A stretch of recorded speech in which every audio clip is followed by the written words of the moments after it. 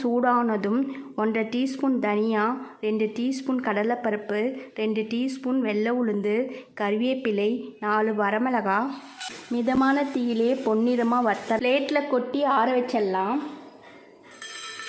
Pan சூடானதும் 2 table spoon oil சூடானதும் 1/4 teaspoon கடுகு பொரிஞ்சதும் கறிவேப்பிலை, வெங்காயம் 1 கப்பு, தோல் நீக்கி கட் பண்ண பீர்க்கங்காய் 2 கப்பு, மஞ்சள் தூள், உப்பு, ஆயிலே காயை குக் பண்ணிடலாம். மிக்ஸி ஜாரில் சேர்த்துருவோம். மிக்ஸியில் ஒன்றும் பாதியமாக பொடி பண்ணிடலாம். பீர்க்கங்காவும் நல்லா வெந்துருச்சு. வறுத்து பொடி பண்ணி வச்சுருக்கிற பொடியை சேர்த்துருவோம். கடைசியாக 1/4 கப்பு தேங்காய் துருவல் சேர்த்துட்டு நல்லா கலந்து விட்டாச்சு. பீர்க்கங்காய் பொரியல் ரெடி ஆயிடுச்சு. இது போல் ட்ரை பண்ணி பாருங்கள். தேங்க்யூ.